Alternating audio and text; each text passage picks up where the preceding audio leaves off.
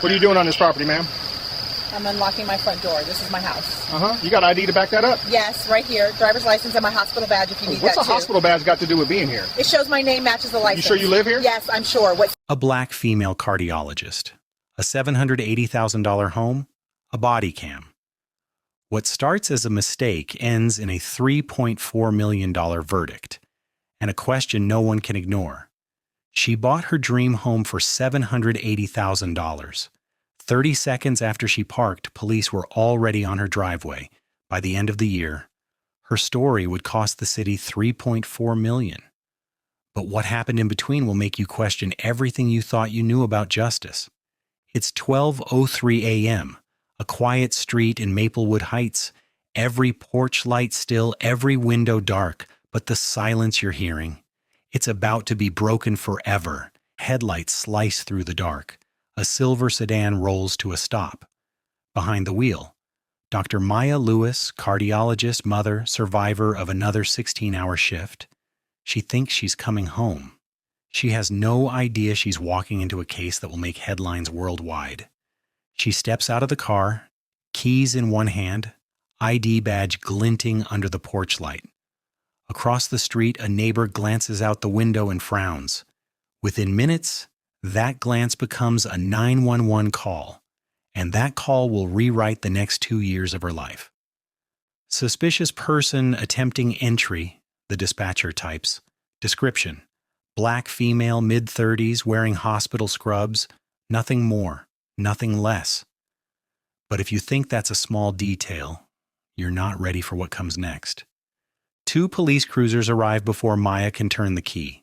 Lights flashing, engines humming, cameras already recording, and from this moment on, every second will matter. An officer steps out. "Ma'am, step away from the door."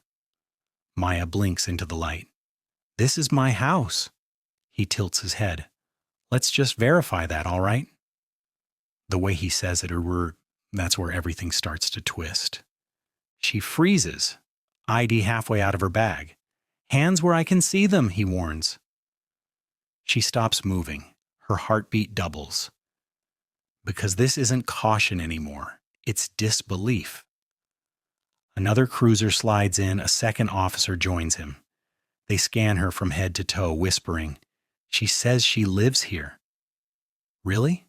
In this place?"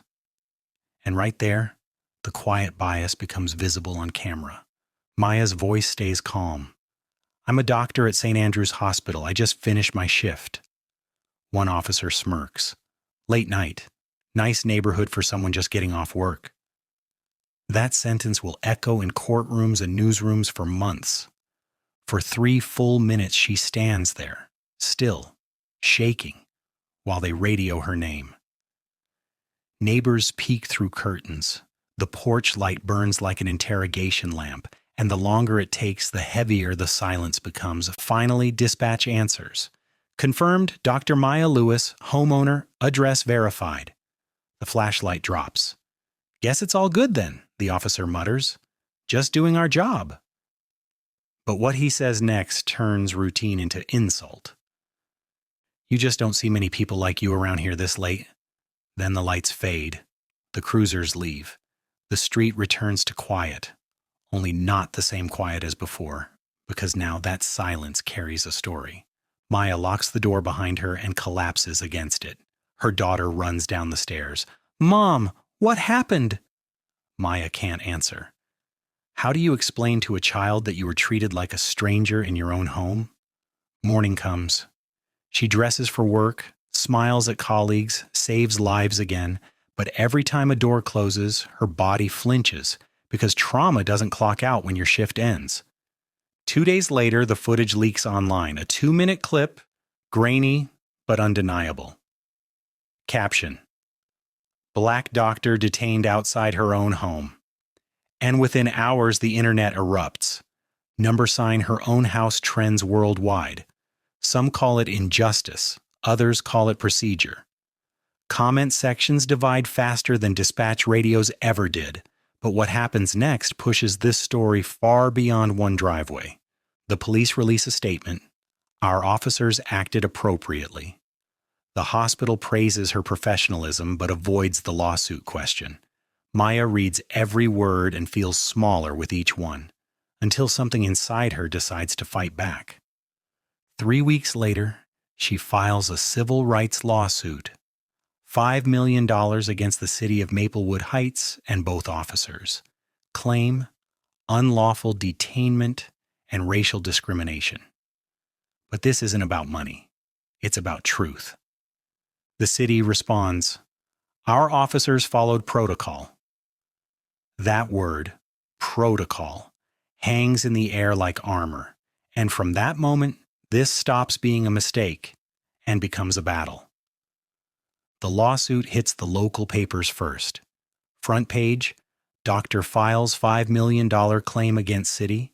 Below it, a photo of Maya in her white coat. But what the headline doesn't show is the storm about to follow. Within hours, the story spreads nationwide.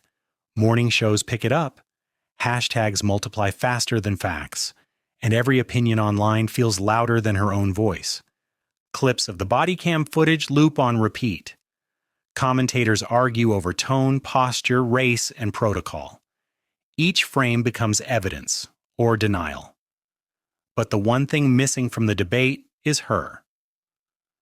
Producers call her hospital asking for interviews. She declines them all. Instead, she focuses on her patients, quietly performing miracles while strangers dissect her life. Yet the silence she keeps only fuels the noise outside. By day 5, national outlets arrive in Maplewood Heights. Reporters camp on her street, lights reflecting off the same windows that once hid curious neighbors. And what those neighbors start whispering next changes everything. Some say she's brave, others call her dramatic. A few insist they never saw her much anyway.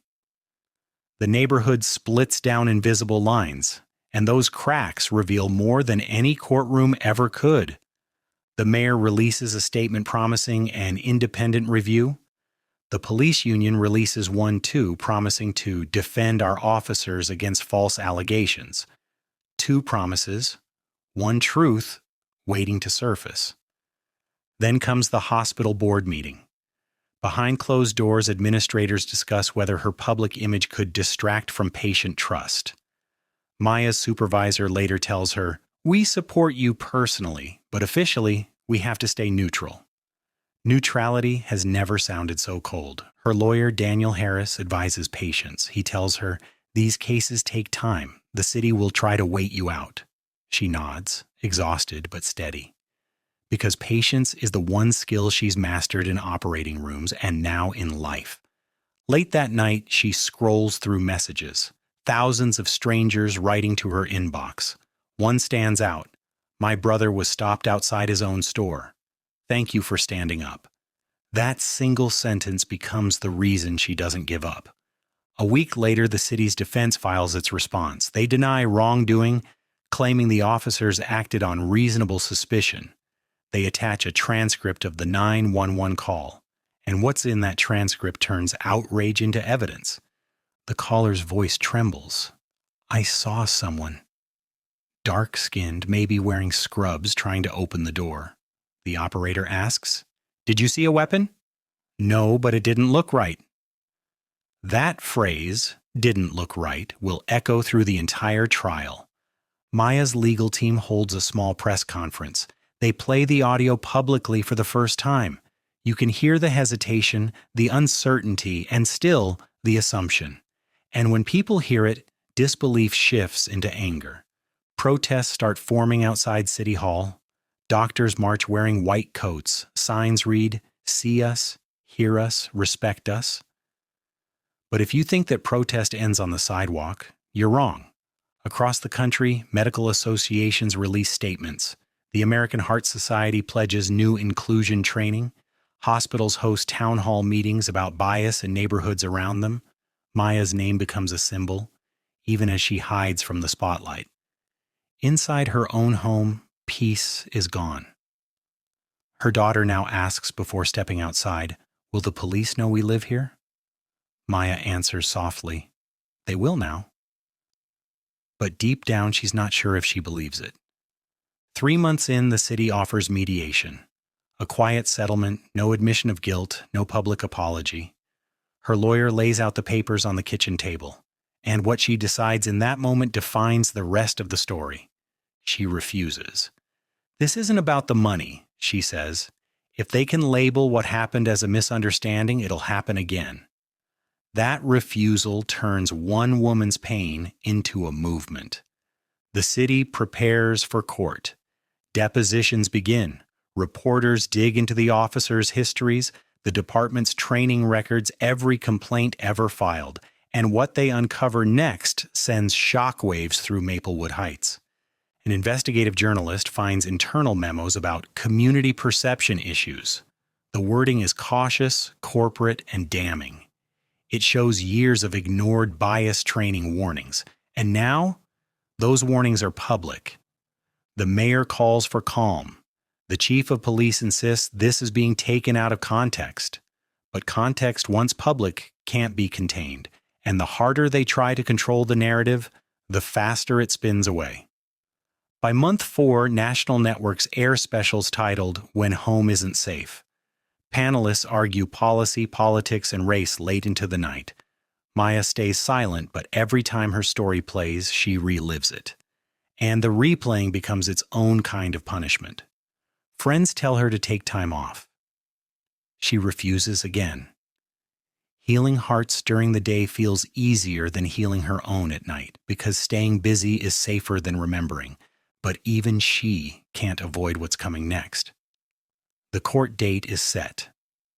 February 14th, Valentine's Day, and the irony of that date will haunt the city long after the verdict. The courthouse stands at the center of Maplewood Heights. White columns, marble steps, cameras already rolling before dawn. Reporters crowd the walkway, microphones out, breath showing in the cold air. Because everyone knows. Today, silence finally goes on record. They call it the Lewis case. Journalists describe it as a test of modern policing. Maya just calls it Tuesday, but this Tuesday will change everything. Jurors settle in, notebooks open. The two officers sit motionless at the defense table. Between them hangs the weight of an entire department's reputation, and that weight is about to crack. The city's attorney starts first. Our officers responded in good faith. They acted with caution, not bias. His voice is calm, measured, professional, but the footage that follows dismantles the calm word by word. The Bodycam video fills the screen. Every breath, every tremor, every second of disbelief plays in real time. Jurors shift in their seats, because watching it is different from reading about it. Daniel Harris, Maya's attorney, steps forward. "Did you ever consider she might be the homeowner?" he asked the first officer. "Not at first," comes the answer. And that pause becomes the headline. The 911 recording plays next. "Didn't look right." 3 words that built a wall around an entire neighborhood. Maya closes her eyes, because those words have followed her every day since. The defense repeats their refrain: procedure, safety, standard response, each repetition more robotic than the last, and every repetition sounds less like truth. When Maya takes the stand, the room stills. She wears her white coat, a quiet statement of who she is. Her voice wavers once, then steadies. "I followed every command. I showed my ID. I did everything right, except exist in the wrong body for the wrong eyes." And that single sentence cuts deeper than any legal argument. 9 hours later, the jury returns. The clerk reads, "Liability found, damages awarded, $3.4 million, gasps, murmurs, cameras flashing, and disbelief finally turns into accountability. No cheers, no triumph, just a slow exhale. Maya whispers to her lawyer, "We were heard." But being heard and being healed are not the same. The officers leave through a side door. The chief resigns a week later. The city issues a one-line statement: "We respect the jury's decision." But respect, like justice, rarely arrives on time. News outlets declare a landmark victory. Analysts debate policy, culture, race. Protesters outside the courthouse cheer and cry at once, and somewhere inside that noise, Maya finally breathes. She drives home alone that night. The same street, the same porch light, the same door handle that once felt foreign. She pauses, then walks in. Because reclaiming your own doorway is a kind of revolution. The verdict shakes Maplewood Heights. $3.4 million, both a punishment and a receipt. But money can't measure what was lost. City officials hold a late-night briefing. They speak in phrases polished by lawyers. We recognize community concerns. Not we're sorry, even apologies can sound like strategy. Town meetings follow. Residents stand one by one, voices trembling, stories spilling. An older man admits he never saw bias here before. A young nurse replies, "That's because it never happened to you." And suddenly the illusion of harmony breaks. Maya watches from home. Some call her courageous, others call her divisive. She finds a note on her windshield. Maybe move somewhere you fit in. And Victory starts to feel fragile. Yet something shifts. Hospitals create diversity fellowships. Medical schools invite her to speak. Teenagers quote her in essays about belonging. Her pain begins teaching. The city council holds hearings. Budgets show that bias training was cut 3 years straight. Citizens demand accountability. The interim chief says, "We'll do better." But promises sound different after evidence. Maya testifies again, this time as an expert witness. She explains what fear does to the human body, how humiliation changes heartbeat and memory. Lawmakers take notes, because science leaves little room for denial. 6 months later, she launches the Lewis Project. Workshops, scholarships, empathy labs, registration fills overnight. The same story that broke her now builds a bridge, but backlash grows too. Comment threads twist her words. Anonymous messages call her names she refuses to repeat. Hate hides behind usernames. But it's still the same tone she heard that night. Driving home one evening, she passes City Hall. The protest banners are gone, but the echoes remain. She parks, sits in the quiet, remembering every face, every flash of blue light. The silence finally feels earned. She still tenses when sirens sound, still checks the mirror twice. Healing doesn't erase fear. It teaches how to keep moving through it. Because courage isn't loud, it's persistent. Her daughter asks, "Do you wish we'd moved?" Maya smiles. If we left, the lesson would leave with us. They walk up the driveway together. The brass plaque by the door glints. You belong here. And for once, she truly believes it. The film ends on that doorway, the same frame that began it all, a cardiologist, a $780,000 home, a Bodycam. What started as a mistake ended in a $3.4 million verdict, and a question no one can ignore. Because belonging should never need to be proven. If this story moved you, don't let it end here. Subscribe to bodycamcore for more true stories caught through the lens, real encounters, real justice, and the moments that make us question what we think we know.